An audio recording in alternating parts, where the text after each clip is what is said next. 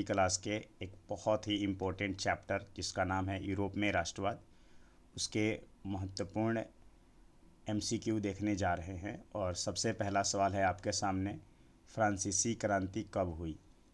Option number A है 1776, option number B 1789, option number C 1815, option number D 1848।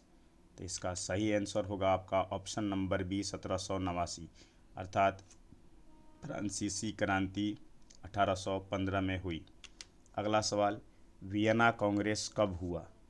क्या वो 1776 में हुआ, 1789 में हुआ, 1815 में हुआ या 1848 में हुआ? तो वियना कांग्रेस जो है वो 1815 में हुआ।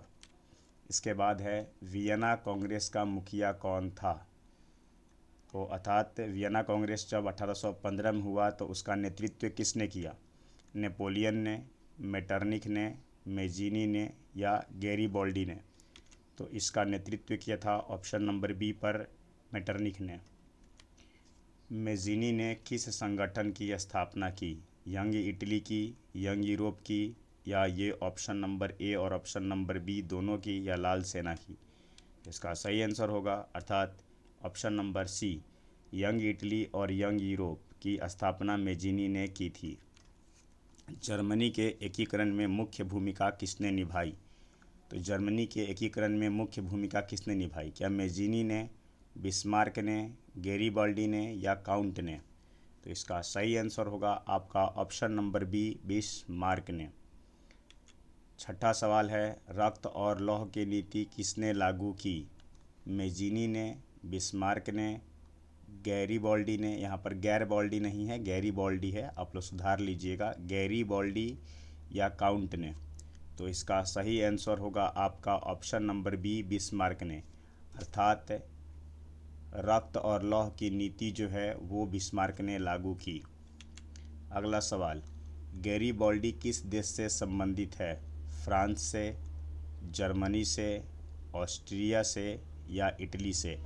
तो जो गैरीबाल्डी जो है वो आपके देश से संबंधित है जिसका नाम है इटली से। 8वें नंबर सवाल पर चलते हैं, फ्रैंकफर्ट की संधि कहाँ हुई थी? मतलब फ्रैंकफर्ट की संधि जो है वो किस देश में हुई थी? फ्रांस में, जर्मनी में, ऑस्ट्रिया में या इटली में? तो फ्रैंकफर्ट की संधि जो है वो आपकी हुई थी ऑप्शन नंबर बी, जर्मनी में। अगले सवाल की तरफ बढ़ते हैं हम लोग। यहाँ पर सवाल है कि जब फ्रांस छींकता है तो पूरा यूरोप को सर्दी और जुकाम हो जाता है, ये किसने कहा? जब पूरा फ्रांस छींकता है तो यूरोप को सर्दी और जुकाम हो जाता है, ये किसने कहा? मेटरनिख ने, नेपोलियन ने, मेजीनी ने या गैरीबाल्डी ने? तो इसका सही आंसर होगा आपका ऑप्शन नंबर ए, मेटरनिख ने। 10वें नंबर सवाल की तरफ चलते हैं कि इटली की तलवार किसे कहा जाता है? इटली की तलवार क्या मेटरनिख को कहा जाता है या नेपोलियन को, मेजीनी को या गैरीबाल्डी को? तो इटली की तलवार जो है वो आपको गैरीबाल्डी को कहा जाता है। 11 नंबर सवाल है, इटली के राष्ट्रवाद का जनक किसे कहा जाता है?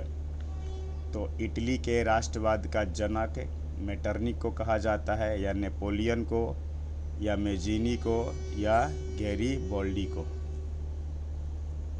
तो इसका सही आंसर है आपका ऑप्शन नंबर सी, मेजीनी को, अर्थात इटली के राष्ट्रवाद का जनक मेजीनी को कहा जाता है। 12 नंबर सवाल है, इटली के एकीकरण का विरोध किस देश ने किया था? तो इटली के एकीकरण का विरोध क्या जर्मनी ने किया था, ऑस्ट्रिया ने किया था, फ्रांस ने किया था या ग्रीस ने किया था? तो जी हाँ दोस्तों, आपको पता है कि इटली का बंटवारा जो है वो वियना सम्मेलन में हुआ था जो 1815 में हुआ था। और वहाँ के जो चांसलर थे, कहने का मतलब जो ऑस्ट्रिया के जो चांसलर थे मेटरनिख, वो नहीं चाहते थे कि इटली का पुनः जो है वो एकीकरण हो, अर्थात जब भी इटली का एकीकरण का बात चलती थी तो उसका विरोध जो है वो ऑस्ट्रिया ही करता था, मतलब कि ऑप्शन नंबर बी। अगला सवाल है, कि जर्मनी का एकीकरण किस वर्ष हुआ। जर्मनी का एकीकरण किस वर्ष हुआ। 1825 में, 1848 में, 1871 में या 1941 में। तो जर्मनी का एकीकरण आपका होता है कब? 1871 में। अगला सवाल, जर्मनी का प्रथम सम्राट कौन है।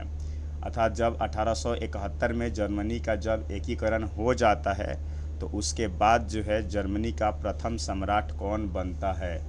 तो इसका सही आंसर क्या होगा? क्या वो बिस्मार्क बनते हैं, क्या वो विलियम प्रथम बनते हैं, या नेपोलियन बनते हैं, या मेटरनिक बनते हैं। तो इसका सही आंसर होगा आपका ऑप्शन नंबर बी, विलियम प्रथम। 15 नंबर है, यूनान का स्वतंत्रता संग्राम किसके विरुद्ध था। क्या वो फ्रांस के विरुद्ध था, या ऑटोमन साम्राज्य के विरुद्ध था, या जर्मनी के विरुद्ध था, या रूस के विरुद्ध था। आपको यहाँ पर हम 30 सेकंड का समय दे रहे हैं, आप ऑप्शन में लिखिए।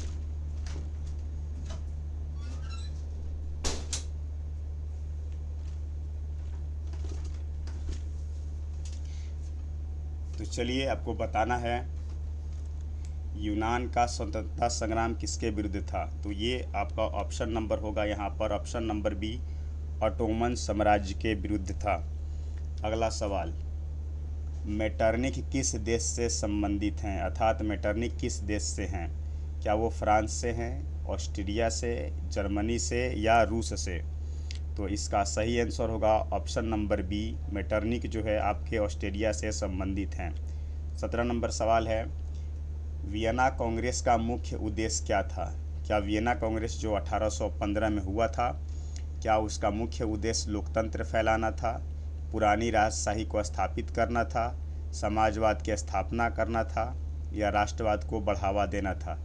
तो जाहिर सी बात है कि इसका ऑप्शन नंबर बी होगा, पुरानी राजशाही को स्थापित करना था। रेड शर्ट की स्थापना किसने की। क्या वो नेपोलियन ने की, बिस्मार्क ने, या गैरीबॉल्डी ने, या मेटरनिक ने। आप यहाँ पर सुधार लीजिएगा, यहाँ पर गैरीबॉल्डी नहीं होगा, गैरीबॉल्डी होगा, गैरीबॉल्डी। तो इसका सही आंसर जो होगा आपका ऑप्शन नंबर सी, गैरीबॉल्डी होंगे। 19 नंबर है कि जलवे रेन किससे संबंधित है। क्या वो जलवी रेन जो है सेना से संबंधित है, या धार्मिक सुधार से संबंधित है, या सीमा शुल्क से, या राजनीतिक दल से। यहाँ पर भी मुझसे मिस टाइपिंग हो गया, जिसके लिए मैं क्षमा चाहता हूँ आपसे कि यहाँ पर जो आंसर होगा आपका सीमा शुल्क होगा। अर्थात इसमें आप ध्यान दीजिएगा, ऑप्शन नंबर सी में सीमा शुल्क होगा। अर्थात जॉलवे रेंज जो है वो सीमा शुल्क से संबंधित है। 20 नंबर और अंतिम सवाल है कि नेपोलियन कोड किस वर्ष लागू हुआ।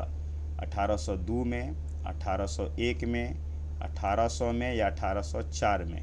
तो नेपोलियन कोड जो है आपका लागू होता है 1804 में। आगे आपको किस पर जो है आपको MCQ चाहिए, आप ज़रूर बताइए, कमेंट में लिखिए।